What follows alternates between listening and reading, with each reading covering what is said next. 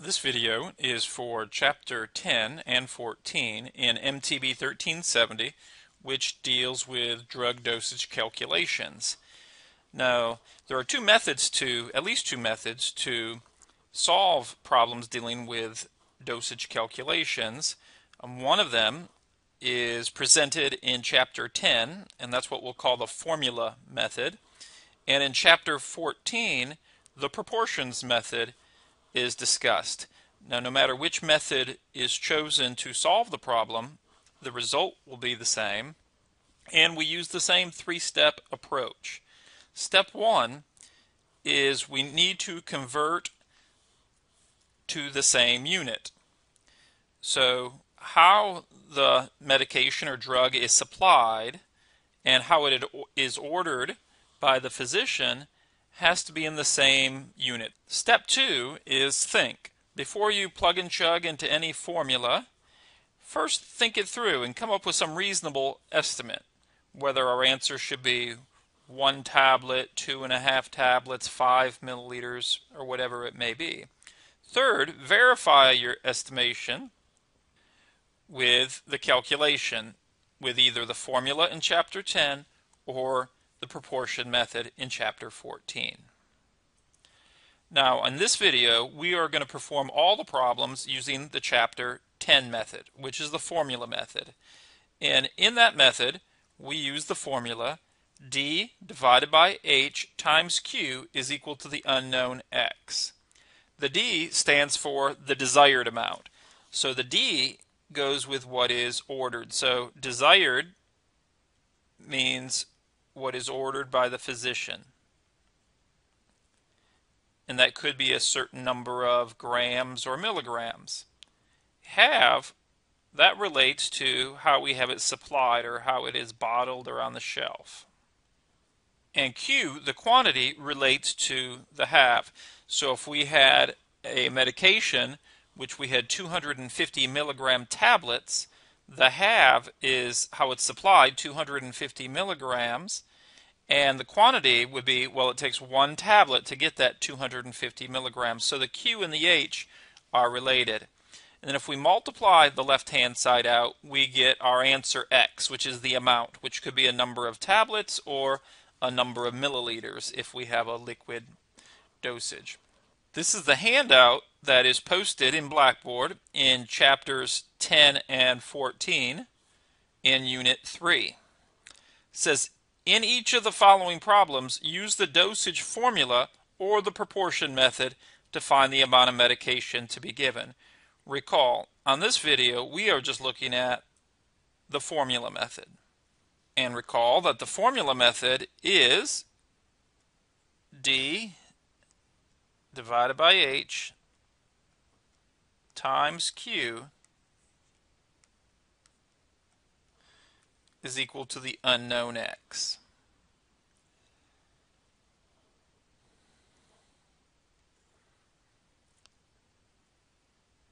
So in this first problem, it says you are asked to administer 200 milligrams of a drug, niacin, by mouth daily. 200 milligrams, that is the order because you're asked to administer it. Yet it is supplied in 100 milligram tablets. So that's how it's supplied or how we have it. How many tablets do you administer? So one thing we should notice following those three steps, the order is in milligrams and so is the supply. So there is no conversion necessary. Second step, especially on most of the problems that involve tablets or capsules, our answer is going to be somewhere between a half a tablet and probably 2.5 or 3 tablets. So most of them, your estimate can be pretty accurate. Well, if we have 100 milligram tablets and we want to give the patient 200 milligrams, it appears we would need to give the patient 2 tablets because 2 times 100 is 200. Let's verify that with our calculation. So desired is 200 milligrams. And what I would do is I would be careful and actually write down the units as well to see that they are the same. Divided by what we have. Well, what we have is our supply. Our supply is we have 100 milligrams, and then we times that by the quantity it takes to get that 100 milligrams, and it takes 1 tab. to get that 100 milligrams. Now when we divide, since the units are the same in our supply and our desire, they divide out. And you notice the only unit that's left is tab. So we divide them. 200 divided by 100 is 2. 2 times 1 tab is 2 tabs.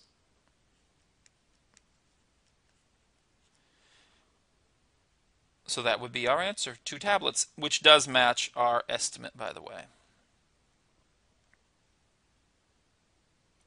So in example 2, the physician orders 500 milligrams of amoxicillin, and it's supplied in 125 milligram tablets. So the question becomes, well, how many of those tablets do we need to match the physician's order?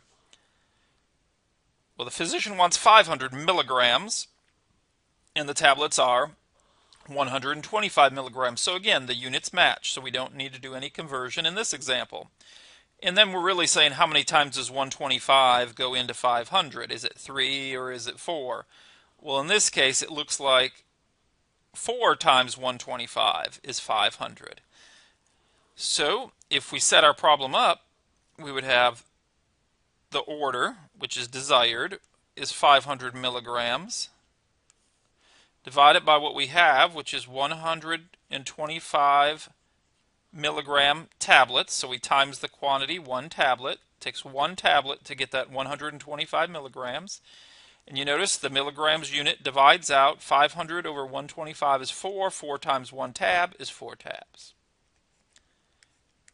The third example, the next example, says a certain drug is supplied in 20 milligram tablets. So since that's the supply, that's what we have on stock.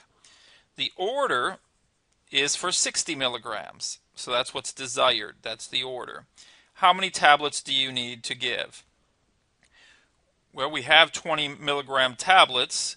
In order to match the order of 60 milligrams, it looks like we would need 3 of those 20 milligram tablets, because 3 times 20 is 60. That's our estimate. You notice they were already in the same unit, so no conversion was necessary.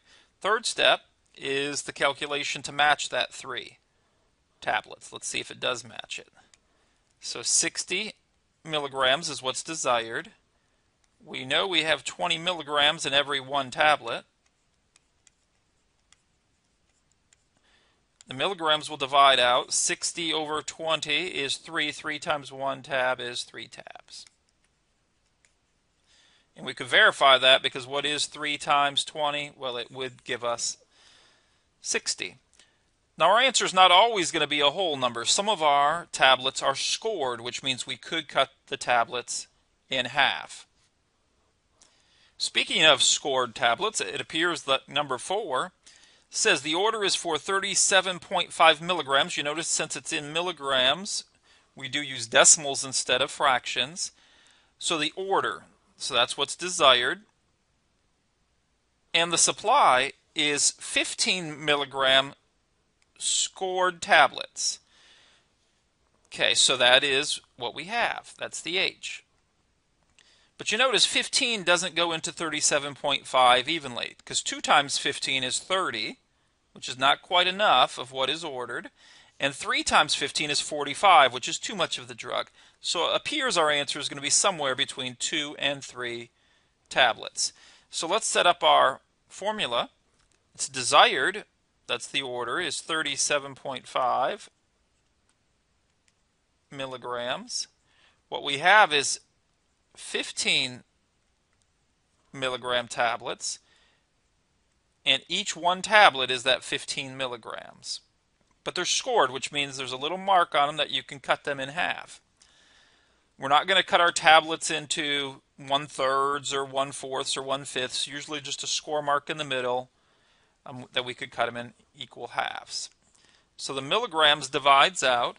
If you take 37.5 on your calculator and divide it by 15, it turns out to be exactly 2.5.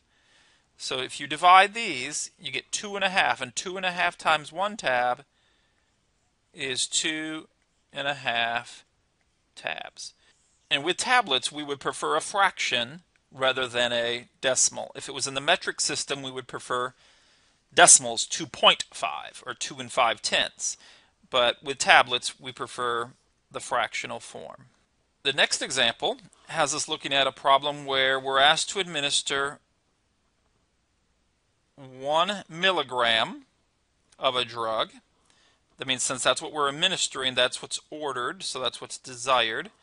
It is supplied, though, in 0.02 milligram per milliliter ampule.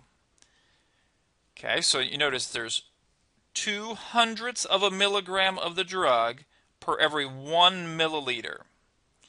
How many milliliters should be administered? So they're both in milligrams, so this is what we have, or how it's supplied. And we're going to take our desired, there's no conversion necessary here. We take our desired, which is 1 milligram. We divide it by 0.02 milligrams, because that's what we have. And our quantity here is not a tablet, because this is in liquid form. But it does say there's 0.02 milligrams per milliliter. That means per 1 milliliter.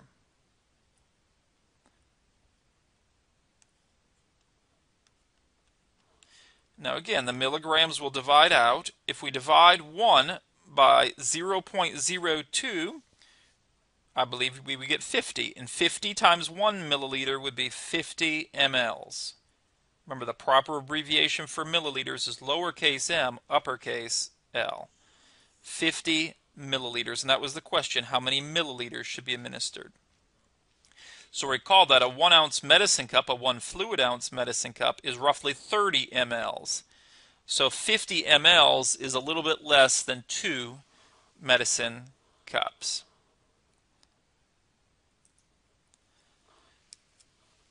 On problem number 6, we're asked to administer 62.5 milligrams, so that is what's desired or what's ordered. And it's packaged that there's a 125 milligrams per 5 ml. So again, this is another liquid problem. Our drug's in liquid form instead of solid form like a tablet. But you notice that there's 125 milligrams per 5 mLs, which is just a teaspoon. Recall that a teaspoon is 5 mLs. So we wouldn't even want to give our patient a teaspoon. We wouldn't even want to give our patient 5 mLs because that's 125 milligrams where it's desired only to give 62.5 milligrams. So in our estimation part of our problem, we don't even want 5 mLs. We want less than 5 mLs. Looks like about half of 5 mLs because 62.5 is roughly half of 125. So our estimate would be somewhere between 2 and 3 mLs. So the question is, how many mLs should be administered? So take your desired, which is 62.5 milligrams, divide it by 125 milligrams, and know that that 125 milligrams is in the quantity of 5 mLs. The milligram unit divides out. On your calculator, if you do take 62.5 and divide it by 125, you get a half, or 0.5 exactly, 0.5. So that becomes a half that you times by 5. Well, half of 5, so the answer is 2.5 mLs. And we estimated the answer would be less than 5 mLs, probably between 2 and 3, as it was. So in the next problem, number 7, we have 65 hundredths of a milligram that is ordered, which means that is the desired, but it's packaged, that means that's how it's supplied, or what we have, of 5/10 of a milligram per 1 milliliter. So you notice 1 milliliter would not be enough because that would only give us a half a milligram, and we want more than a half a milligram. We want 0.65 of a milligram. So our answer has to be greater than 1 milliliter. And the question does say, how many milliliters do you need to administer? Well, it's going to be a little bit more than 1 milliliter, it looks like. So again, we're using the Chapter 10 method, which is the formula method. So we take 0.65 milligrams. You notice none of these problems so far we've had to do any converting with because they have been in the same unit. And the quantity here is 1 ml because we have a half of milligram per 1 ml. Now when we compute that, the milligrams will divide out. We have 0.65 divided by 0.5. So definitely calculate that on your calculator. And when you divide 0.65 by 0.5, you should get a value larger than 1. You actually should get 1.3. And 1.3 times 1 would be 1.3 milliliters. Again, milliliters is in the metric system, so we would want to keep it as a decimal, 1.3, or 1 3/10 as we read it. Now on this next problem, you are asked to administer 0.03 grams. You're asked to administer that, so that's what the order, that's desired, of a medication that is supplied in a 10 milliliter vial containing 100 milligrams. How many milliliters will you give to administer the ordered dose? Well, in this problem, we do have to do step 1, which is convert to the same unit, because you notice the order is in grams, but what we have is in milligrams. I generally convert to the smaller unit, since when you convert to the smaller unit, you generally multiply by a whole number, so you'll get larger numbers instead of smaller numbers. So I'm going to convert my grams into milligrams. And recall, to convert your grams into milligrams, you multiply by 1,000. So if we multiply our 0.03 grams by 1,000, and the reason we're multiplying by 1,000 is we know there's 1,000 milligrams in 1 gram, and the grams divide out. So really we're taking the quantity and timesing it by 1,000 and then using the units of milligrams. When we multiply by 1,000, the decimal point will move 3 places to the right. So that's 30 mgs. That's what's desired, or that's the order. So when we go to our formula, we put that in the numerator. So we have 30 mgs divided by what we have, which was 100 mgs, and we know that 100 mgs, milligrams, is in 10 milliliter vial, in a 10 milliliter vial. Well, one thing you should notice is that we're not going to need that whole vial of liquid, because the order is only for 30 milligrams, and in that whole vial there's 100 milligrams. So we're only going to need a portion, a small portion of that vial, like 3/10 of it, because 30 is 3/10 of 100. 30 over 100 is 3/10. So when we do our calculation, the milligrams is going to divide out. If we divide this, 30 over 100, we get 3/10, or 0.3. And when we times that by 10, if we have 3/10, 0.3 times 10, we're going to get 3 of those milliliters in that vial. 3 milliliters. So we're going to use less than half, because half of the vial would be 5 milliliters. We're going to need less than half of that vial, because we only need 3 milliliters. The 9th problem has the physician ask you to administer 5 milligrams of the drug, so that is the order which is desired. And it's packaged that there's 1 milligram, which means that's how we have it, that's how it's supplied. There's 1 milligram per 2 milliliters. Okay, so you notice in our estimation part, we want to make sure the patient gets 5 milligrams. But we know there's only 1 milligram in every 2 milliliters, so 2 milliliters is not going to be enough, because that would only give 1 milligram. So it looks like we're going to need 5 times that amount, because 5 times 1 milligram is 5 milligrams, which means we would need to give 5 times 2 milliliters, which is 10 milliliters. And then we have to answer it in teaspoons at the end. So let's use our formula. So our desired is 5 milligrams. What we have is 1 milligram times every 2 milliliters. Our milligrams divides out. 5 over 1 is just 5, and 5 times 2 is 10. So that's 10 mLs. But the answer is not 10 mLs because the question was how many teaspoons do you need? And you could either do it in your head, which is sometimes a dangerous place to do math, and you might remember that a teaspoon, 1 teaspoon is 5 mLs. Well, if we want to give 10 mLs, it looks like we need to give 2 teaspoons. So the answer is 2 teaspoons. Now you could also do that by doing a little bit of math outside of your head on your paper. And what we would do is we would say, well, we have 10 mLs.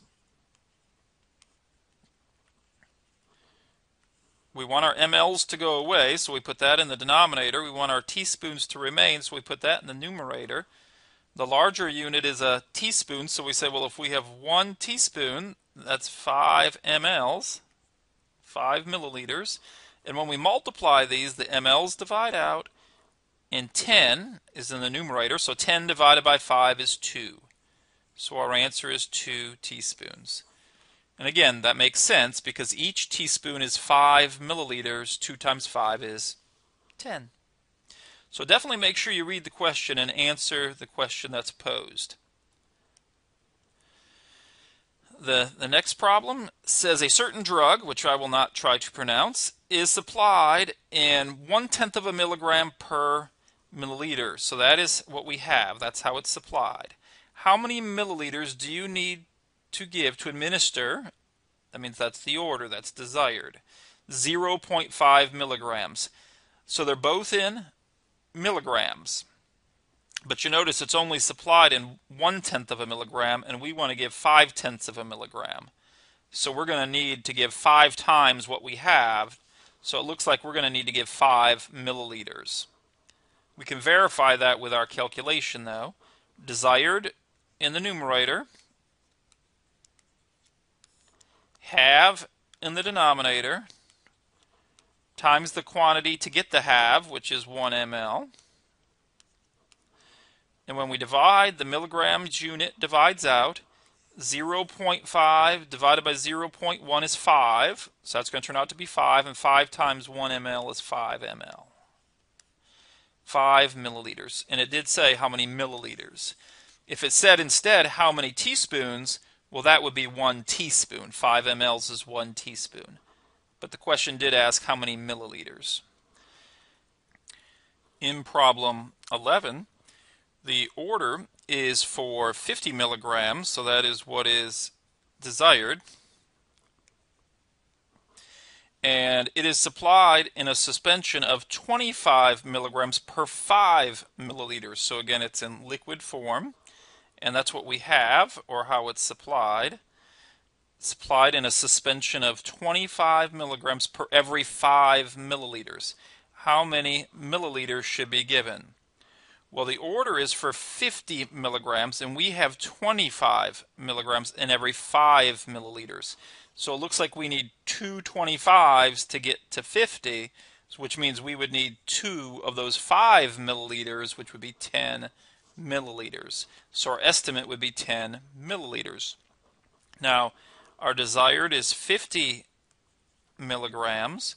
We divide that by 25 milligrams in the quantity of 5 milliliters. Our units of milligrams would divide out.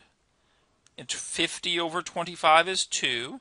And 2 times 5 is 10. So we have 10 milliliters, which is 2 teaspoons. But the question said how many milliliters, so our answer would be 10 mLs.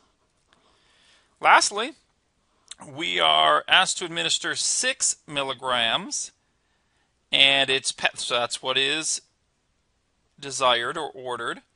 It is packaged that there's 5 milligrams for every 1 ml. That's what we have. We have 5 milligrams for every 1 ml.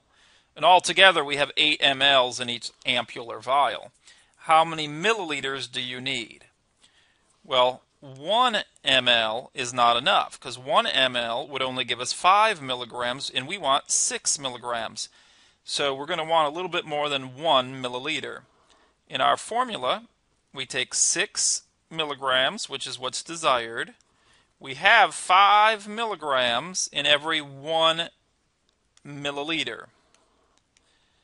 And altogether, we know we have a capacity of 8 milliliters if we need it in each ampule. So the 8 is not really needed in our calculation. Now, the milligrams unit will divide out, and 6 divided by 5, 6 divided by 5, if you do that on your calculator, 6 divided by 5, and you want a decimal because we're in the metric system, that would be 1.2, and 1.2 times 1 will give us 1.2 milliliters. 1.2 milliliters, 1 2/10. And again, it's desired to leave our answer as a decimal because it's in the metric system, because milliliters is a metric unit. So these are the solutions using the formula method for the Chapter 10 and 14 practice worksheet.